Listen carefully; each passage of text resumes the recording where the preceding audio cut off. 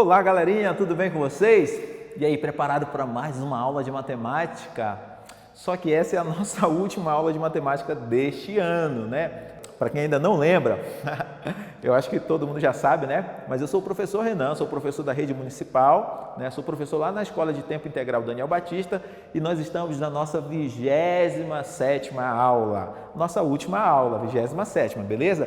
Hoje nós vamos falar sobre a coleta, classificação e apresentação de dados. Eu lembro que eu já falei com vocês aqui algumas vezes sobre o que são os dados, né? Por exemplo, quando a gente está lendo o problema, né? O que são os dados? A gente teve uma aula também falando sobre gráficos e tabelas, a gente falou sobre dados novamente, né? Então a gente vai dar uma relembrada nisso aqui para que a gente possa falar do nosso assunto de hoje, beleza? Dando uma aprofundada no assunto de hoje, beleza? Então vamos lá para a nossa aula? Todo mundo preparado? Então vamos lá. Olha o nosso primeiro slide aí, vamos ler junto? Leiam junto comigo, beleza? Vamos lá. Você sabe por que realizamos uma pesquisa? Ou como acontece uma coleta de dados, né? Você sabe por que isso acontece? Olha lá o balão. Uma pesquisa sempre nasce de uma inquietação, de alguma dúvida ou curiosidade sobre algo, né? Olha o menino lá, né? Tá com uma lupa, tá com alguns objetos que vão ajudar ele a fazer algumas coisas pelas quais ele se interessa, né? Ele está em busca de informações, ele está pesquisando o ambiente dele, né? Então, quando ele começa a observar tudo o que está acontecendo, aquilo que chama a atenção dele, aquilo que é curiosidade para ele começa a observar mais atentamente aquela realidade. E ele começa a anotar o que acontece, né? Dessa forma, né? E aquelas anotações que ele vai fazendo ali são os dados, são as informações que ele capturou. Então, por exemplo, imagina só, uma pessoa que não tem curiosidade sobre nada, né?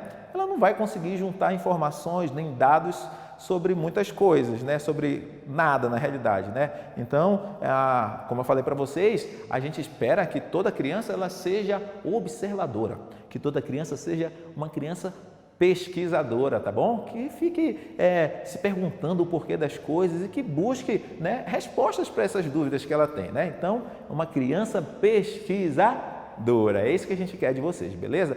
Então é isso, né? Se eu tenho dúvida sobre alguma coisa, eu vou pesquisar, eu vou levantar informações, né? E essas informações são para mim os meus dados que vão me informar sobre aquela realidade, né? Eu estou falando de forma abstrata, mas logo mais à frente a gente vai falar em situações concretas, como é que isso funciona, beleza? De coisas simples a coisas muito complexas, a gente pode fazer pesquisa, tá bom?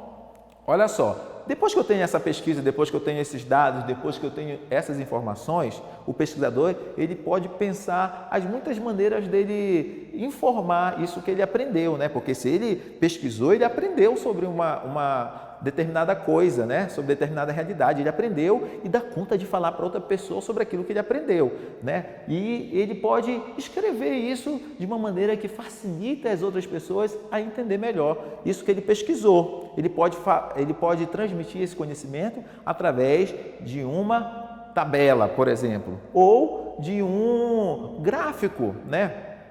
O gráfico parece ser um pouquinho mais complicado de fazer, mas o gráfico ele é muito genial na ideia de passar umas informações de maneira rápida, né? Você olha para o gráfico, você já sabe do que o gráfico está falando, você já sabe o que pesquisou, quem que tem mais, quem que tem menos, o que ocorre com maior frequência, com menor frequência, só olhando para o gráfico, né? É uma leitura que às vezes você não precisa nem saber ler e você dá conta de saber as informações que estão lá naquele gráfico, né? Quais são os elementos de um gráfico, você sabe, né? Eu trouxe um slide falando para vocês aqui. Você me acompanha na leitura dele? Olha lá. Você conhece todos os elementos que contém um gráfico? Então, um gráfico ele pode conter legenda, né? Ele pode conter um título, né? O título é aquela informação que explica do que o gráfico está falando. A fonte de dados, né? Por exemplo, foi uma pesquisa feita na escola, foi uma pesquisa feita no ponto de ônibus, com as pessoas que pegam ônibus, com as pessoas que que se alimentam num restaurante comunitário, por exemplo, essa é a minha fonte de dados, da onde eu tirei as minhas informações, né? As variáveis categóricas, né? São aquelas variáveis, né? As minhas opções que às vezes eu determino ou às vezes ouvindo quem foi pesquisado é que vai determinar as minhas variáveis categóricas, isso vai depender da pesquisa, né? E os eixos de dados, né? Aquelas colunas que são formadas a partir da informação que eu vou sintetizar, que eu vou elaborar na forma de um dado, beleza? Na forma de um gráfico, beleza? Até aí está complicado, né? A gente não está falando de coisa que parece ser muito fácil de entender, mas não se preocupe, porque aqui as coisas no final vão ficar tudo mais fáceis, tá bom? A gente fala complicado porque vocês precisam aprender as coisas complicadas também, inclusive falar de coisas complicadas, né? Que é como é que se chega à elaboração de um gráfico, por exemplo, né? No final das contas você vai perceber que isso tudo é muito simples, mas você precisa saber também que por trás disso existe um pensamento muito difícil, né? Pessoas que estudaram para fazer e para elaborar esse conhecimento, beleza? Olha lá, olha comigo o próximo slide. Coleta, classificação e apresentação de dados. Eu já sei que a primeira etapa, né?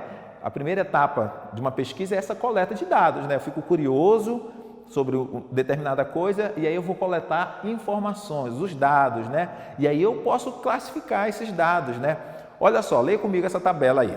Alimentos preferidos pelas crianças da turma 3203 da Escola Sementes do Saber, né? Então eu já sei lá, lendo o título, que são os alimentos preferidos da minha turma. Quais são as minhas categorias lá? Eu tenho massa, eu tenho hambúrguer, eu tenho batata frita, eu tenho salgadinho e eu tenho pizza, né? E eu tenho a quantidade de alunos que optaram por cada uma dessas categorias, né?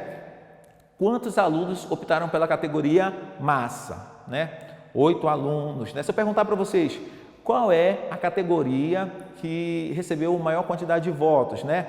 Aí vocês poderiam dizer lá pizza, né? A gente está falando de uma preferência de alimentos, né? Alimentos preferidos. Se você prestar atenção nessa tabela, você vai perceber que ela diz respeito à preferência pessoal da criança, né? A professora provavelmente fez uma pesquisa e não botou as opções, ela simplesmente perguntou para as crianças qual é o seu alimento preferido, porque apareceu aí massa, hambúrguer, batata frita, salgadinho, pizza, né? Tem como eu comer esses alimentos na escola? Normalmente a gente não encontra esses alimentos na escola, né? Então, ó, muito provavelmente quando a professora fez a pesquisa, ela só fez a pergunta lá, em aberto, né? Qual é o seu alimento preferido? E a criança respondia ou desenhava da maneira que ela achasse melhor, né? Eu poderia dar opções para ela, eu poderia falar assim, a professora poderia pensar assim, ó, como eu estou na escola, eu vou ver todos os alimentos que são servidos na escola e eu vou pensar de todos os alimentos que são servidos na escola, qual desses é o preferido da minha turma ou da escola, né? Ele poderia elencar lá, nós servimos um frango assado. Lá na minha escola, o frango assado é uma das minhas comidas preferidas. Não sei como é que aquelas cozinheiras conseguem deixar aquele frango tão gostoso que eu em casa não consigo fazer, mas fica muito bom, né?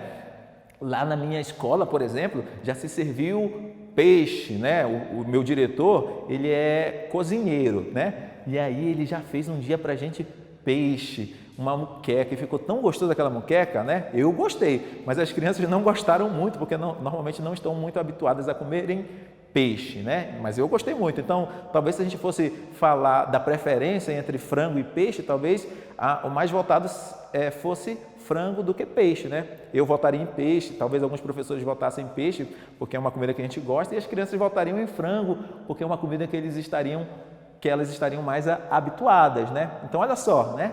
Então, a possibilidade de pesquisa, ela é grande, né? Eu poderia fazer, por exemplo, essa pesquisa só com a minha turma, né? Só a minha turma. Ou eu poderia fazer essa pesquisa com a escola inteira, né? O que são os alunos que respondem à pesquisa? Os alunos que respondem à pesquisa são a minha amostra, né? Eu vou fazer a minha pesquisa com 100% da amostra, com toda a escola, ou apenas com uma pequena parte dessa amostra, né? Só com os alunos da minha turma, né? Tudo isso a gente define quando a gente está planejando a nossa pesquisa, beleza? Vamos lá, olha lá. Próximo slide, leiam comigo.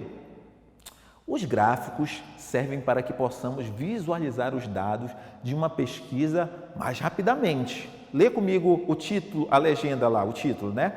Alimentos preferidos pelas crianças da turma, né? E a gente vê lá, logo em destaque para a gente aparece uma coluna imensa lá em vermelho. Se a gente for ver lá embaixo, né? Ela representa os alunos que escolheram como comida preferida pizza. Olha aí.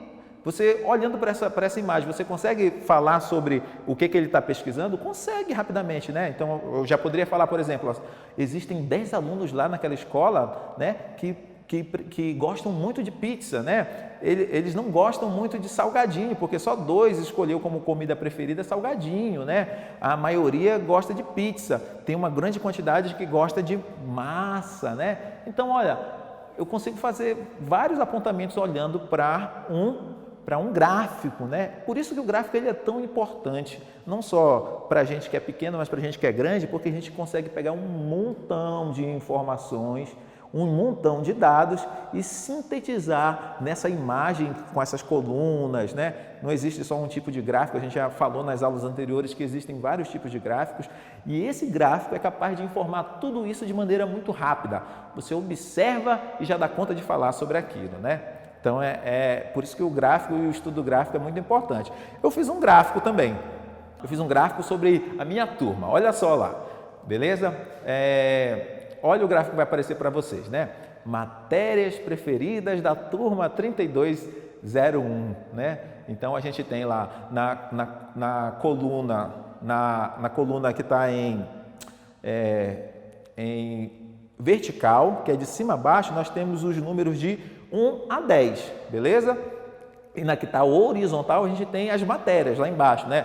Português, matemática, ciências, história, geografia, educação física, né? E se eu olho para esse gráfico que eu elaborei de maneira rápida ali, né?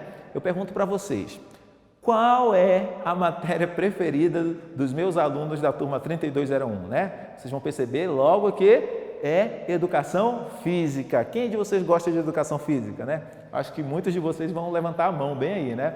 Educação física é uma aula muito boa, eu também gosto muito de educação física, né? Mas tem uma galerinha aí que gosta muito de ciências. Olha só, se eu olhar lá para a matéria de ciências, eu consigo dizer quantos votos, quantas crianças votaram em ciência como matéria preferida, né? Consigo, né? Quantos? 7, né? Olha lá. Ele tá de preto, está bem centralizado no meio do gráfico que eu elaborei. Um gráfico simples, né? Então, qual é a matéria que, se eu perguntasse para vocês qual é a matéria que os meus alunos menos gostam, né? E aí você poderia dizer, a que recebeu, a que teve a menor frequência na votação foi geografia. Então, geografia os alunos não gostam tanto assim, educação física eles gostam mais, ciências eles gostam mais do que português e matemática. Olha só, a quantidade de alunos que gostam de ciências é maior do que a quantidade de alunos que gostam de português e de matemática. Olha só, né, quantas coisas interessantes a gente consegue descobrir com uma pesquisa. Não só isso, né? Existem muitas coisas que a gente pode pesquisar. Que tal você fazer esse exercício em casa também, né? Pegar uma folha de papel, elaborar algumas perguntas, fazer uma pesquisa e depois transformar isso num gráfico. Fica o desafio aqui para você, tá bem? Será que você vai conseguiria montar um gráfico? Eu penso que sim, não é tão complicado assim, beleza?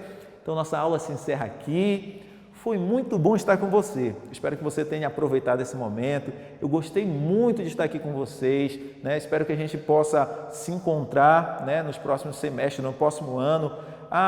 Tomara que essa doença acabe logo, que a gente volte às nossas salas de aula. Está todo mundo com saudade. Os professores, quando eu chego lá na escola, está todo mundo com saudade, lembrando do aluno que dava mais trabalho, do aluno que era mais comportado, do aluno que era mais inteligente, o aluno que precisava de uma ajudinha assim, mas a gente está o tempo todo falando de vocês, tá bom? A gente não esquece de vocês, a gente está ansioso por esse reencontro, beleza? Mas enquanto a gente não pode, que a gente possa ter a oportunidade de ter essas aulas, de continuar aprendendo, beleza?